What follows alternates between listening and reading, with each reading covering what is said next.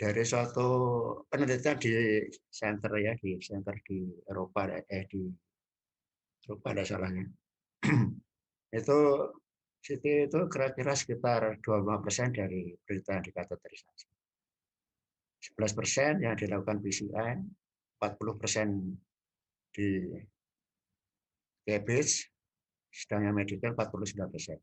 Tapi ini data tahun 2005 ya, mungkin sekarang berubah ya, dan tiap center tentunya berbeda-beda ya. Dengan adanya perangkat keras, wire, kateter, dan peningkatan skill tentunya keberhasilan rekanalisasi CTO juga meningkat ya. Tetapi masih selalu terjadi kegagalan, exposure yang lama ya, radiasi yang lama, dan tentunya kontras yang banyak ya. Nah ini kadar CT scan mungkin bermanfaat untuk meningkatkan keberhasilan dan untuk menurunkan komplikasi. Ya. Jadi tujuan dari rekanalisasi tentunya untuk menghilangkan angin epiktoris, memperbaiki fungsi ventrikel, kalau bisa tentunya memperpanjang survival dan menurunkan MACE ya, Major Acute Cardiac Event. Tapi kita lihat kenyataannya ya, ini dari satu penelitian terbaru saya kira 2020 di Cina ya, dari 1.655 pasien, ternyata pada penderita yang berhasil dan gagal, mortalitasnya tidak berbeda. Nah berbeda ialah MACE ya, Major Acute Cardiac Event. Tapi kalau mortalitas tidak berbeda. Selanjutnya mengenai tujuannya dari kadar CT scan tadi sudah disebutkan ya. Itu memang bisa dibagi 1-5 ya, meskipun nanti saling overlapping ya. Tapi yang pertama yang paling penting tentunya menilai viability ya. Kalau di distal stenosis itu sudah scar ya, fibrosis, tentunya tidak usah dikerjakan apa-apa ya, medical saja.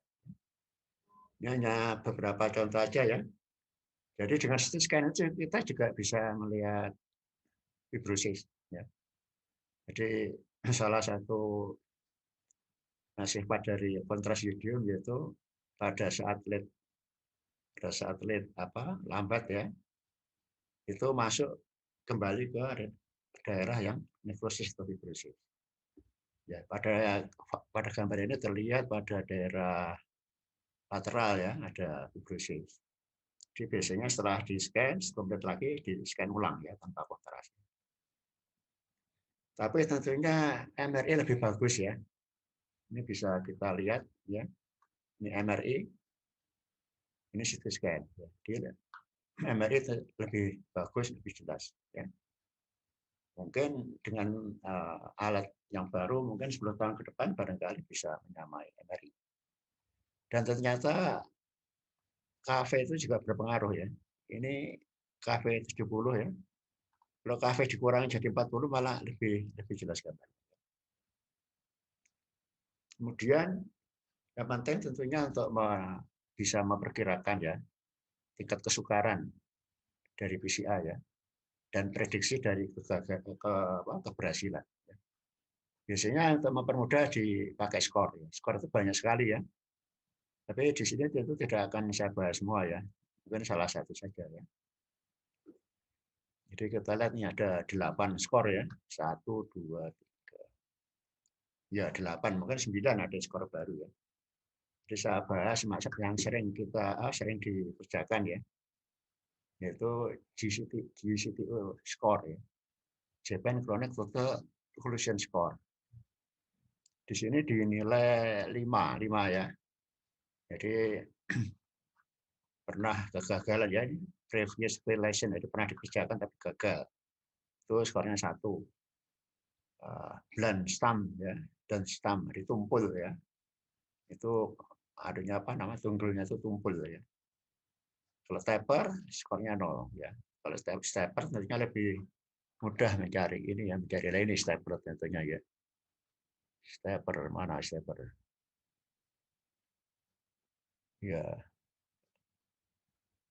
Nah, ini stepper ini ya, yang kelihatan ini. Yang ini tidak kelihatan, yang ini kelihatan. Kemudian bending, ya, ada membuat sudut, pada sudutnya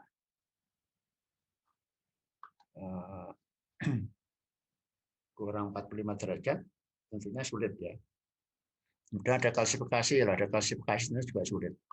Makin panjang tentunya sulit ya. Biasanya patokannya 20 mili, 2 cm ya. Ini di situ di CTO score itu biasanya secara angiografi ya. Tapi ada penelitian yang membandingkan dengan CT scan ya. Jadi dilihat ini ya. Jadi kalau di skor tadi ketemu 0 itu gampang. 1 intermediate, 2 sukar, 3 sangat sukar. Kalau 3 mungkin tidak usah dikerjakan PCI ya karena sangat sukar ya. Kemudian di CBG ya. Ya, ya ini perbandingan antara IK ya, ICA, ICA itu invasive coronary angiography dan CT, cardiac CT angiography ya, dibandingkan. Ya.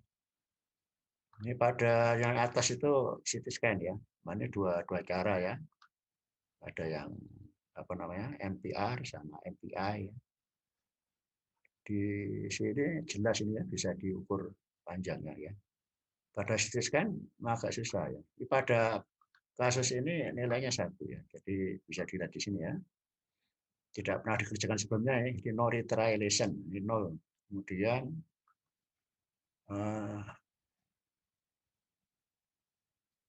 dari situs kan lebih bagus kelihatan ini ya, distalnya kelihatan ya, ada feeling ya dari retrograde flow ya. Kalau pada invasif kurang jelas ya. Ya. Daripada ini cuma terdapat brainstem aja ya, jadi skornya 1. Jadi ini termasuk intermediate ya, bisa dikerjakan ya. Kemudian kata yang kedua ini, ya ini kalau dari CT scan, dari angio itu, dari invasive coronary angiography 45 ya panjangnya ya. Tapi kalau dari CT scan tidak sampai, lebih pendek biasanya.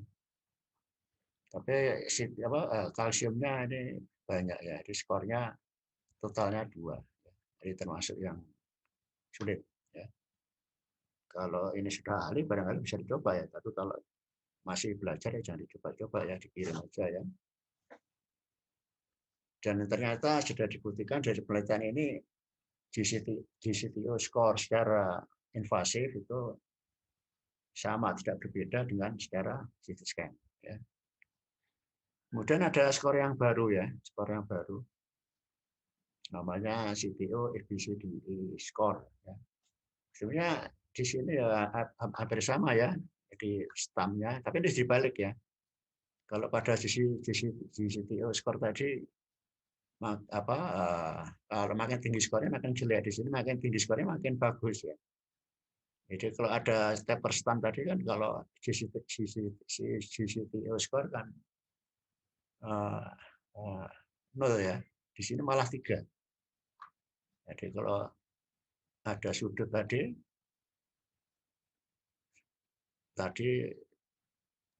skornya 1 ya, kalau di sini kalau ada sudut skornya malah 0 ya. Ada klasifikasi ya, hampir sama ya, panjang juga. Yang berbeda di sini ini LAD dan bifurkasi tambahnya ini ya. Jadi makin tinggi, jadi skornya makin tinggi itu makin gampang ya. Di keberhasilannya tinggi. Kalau GCTO skor tadi makin tinggi makin sulit ya. Itu soal aja ya, menilainya aja ya. Tapi belum divalidasi secara scan ya. Masih baru sejak 2020 ya. Kemudian lihat tadi ya, stent fracture, ya, BVS, kalsium ya, itu CT scan lebih baik ya. Ya, ini bisa dilihat ya. Kalau dengan invasif angio barangkali tidak kelihatan ya. Seperti ini mungkin ya CBG ya, tidak bisa dikerjakan PCI ya. Nah ini, berarti LAD ini kalau dengan CT scan lebih jelas ya, ketemu stamnya ya. Ini stamnya kan kalau dengan angio invasif angio tidak kelihatan ya, tapi dengan CT scan bisa kelihatan. Ini semua CT scan ya, cuma berbeda cara mengolahnya aja ya.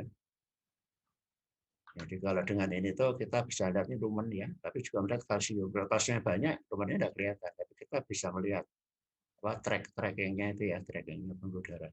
Di situ ini ya masih bisa dilihat ya, oh ini ternyata ini stamina ini. Stam. Kalau dengan invasif barangkali tidak bisa, sulit. Ini contoh lain, ya ini dikerjakan PCI gagal ya dari dari invasif itu dikira tidak ada bending, ternyata dari CT scan ada bendingnya ya. Ada bendingnya. Karena itu gagal ya. Kemudian tadi ya, kalau biasanya dengan CT scan itu lebih akurat ukurannya ya 10 mili. Kalau dengan invasif bisa lebih kelihatan lebih panjang 2 mili ya. Kemudian tentunya untuk planning ya, karena bisa CT scan itu juga tentunya lebih gampang kalau kita dengan CT scan itu bisa lebih jelas, bisa memperkirakan sebelumnya ya kira-kira apa yang akan dilakukan ya. Kemudian keberhasilannya seberapa, memang ya line score juga berarti itu ini bisa lihat visualisasi lebih bagus ya. Ya, ini sama memang ya CT scan sama ini. Apa kalau dengan CT scan lebih jelas ini ya. Jelas. Ya, ini dengan invasif sulit ya melihat distalnya ya. Jadi visunya retrograde feeling-nya itu kalau invasif kurang begitu jelas ya. Kalau CT scan jelas ya. Ini course-nya juga kelihatan ya, tracking lebih enak ya. Ya ini ya. Ini kan tidak jelas ya. Ya. Ini kemana ini kita tidak tahu. Ya, ada ini LPLB ya, RPLB. Ya. Ya ini distasionosisnya terlihat lebih jelas dengan CT scan. Ya ini tidak kelihatan ya yang mana ini ya. Dengan CT scan lebih jelas. Waktu PCR kita bisa memperkirakan ya course dari jalan dari pembuluh darahnya itu. Ya. Ini contoh lain ya bisa dilihat ya. Ini pada di sini kan tidak kelihatan ya RCA ya, kelihatan stam, namanya stam ya, stamnya tumpul ya, tidak kelihatan. Terusannya di mana? Kalau dengan CT scan bisa, di scan itu juga bisa dijembreng ya, di gini ya, kelihatan ya, ada kalasnya sedikit ini soft plaque, panjang ya, panjang ya. Ini contoh lain ya, ini intermediate tidak kelihatan dengan invasif coronary angio ya, tidak kelihatan. Tapi dengan CT scan bisa kelihatan. Ya, ini LAD, LCS, ini intermediate ya. Jadi ini LAD, ini LCS, ini intermediate. Ini berbeda, olahnya sama-sama CT scan-nya ya. Dan juga melihat klasifikasi lebih baik ya. Di klasifikasinya itu berapa persen. Berarti ini kan hampir memenuhi lumen ya. Ini kalau dikejakan PCI mungkin sulit ya. Ya, keras sekali kan ya. Tidak kuat balonnya ya. Saya jebol ya udaranya. Dan kalau melihat ini kita ini kalau ada klasifikasi tidak bisa lihat lumen ya. Kalau tidak ada klasifikasi yang kita lihat ini lumen ya. Tapi kalau ada klasifikasi tidak bisa. Ya, ini contoh lagi ya stenosisnya. Dengan ini dengan invasif tidak kelihatan ini arahnya mana. Kalau kelihatan dari CT scan bisa kelihatan.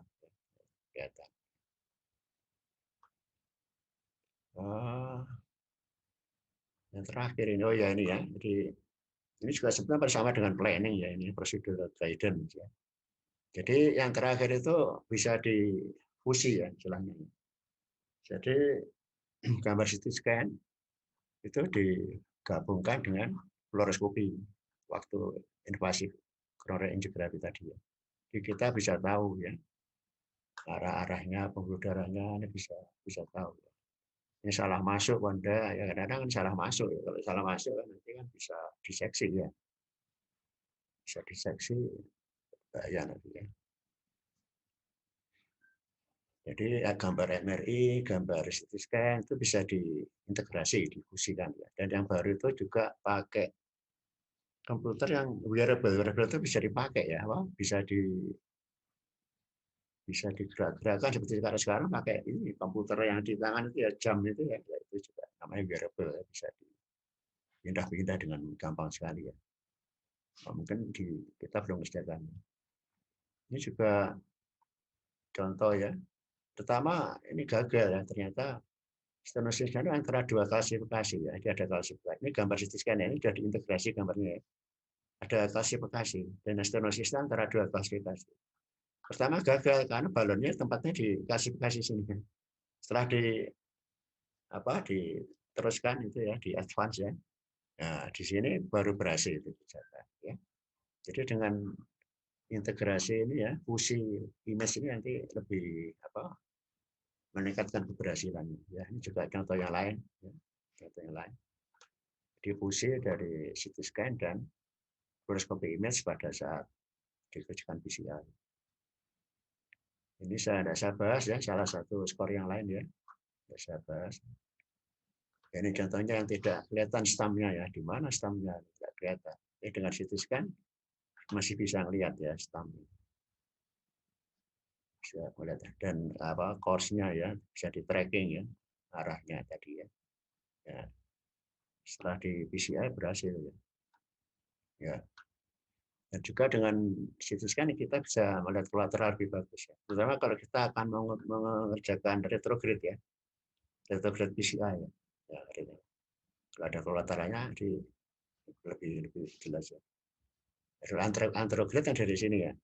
Nah, atau ternyata ke sini ditiup di sini. Kalau retrograde ya dari LCE sebenarnya. Dari mana? Dari RCA. RCA. Ya.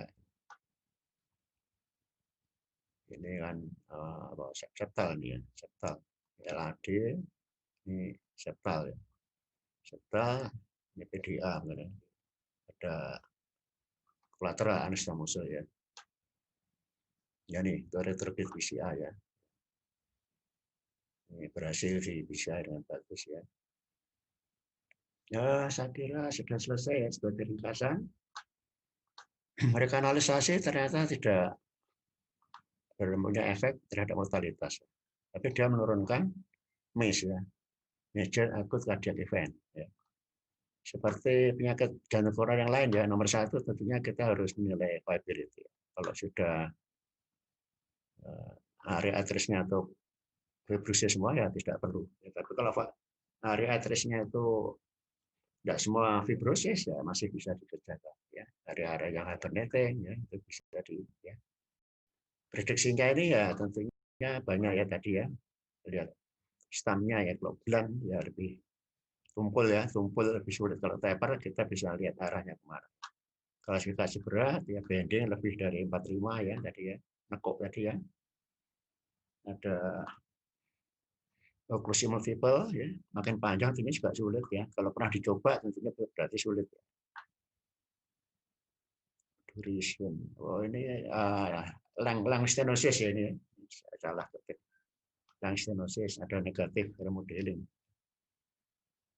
Dan ya ini skor ya, skor dengan secara invasif itu juga bisa dibandingkan dengan CT scan yang sudah yaitu GCTO score ya. Itu ternyata sama baiknya ya. Jadi dengan CT scan kita juga menilai skor ini. Kalau skor yang baru ini belum divalidasi dengan CT scan. Ya.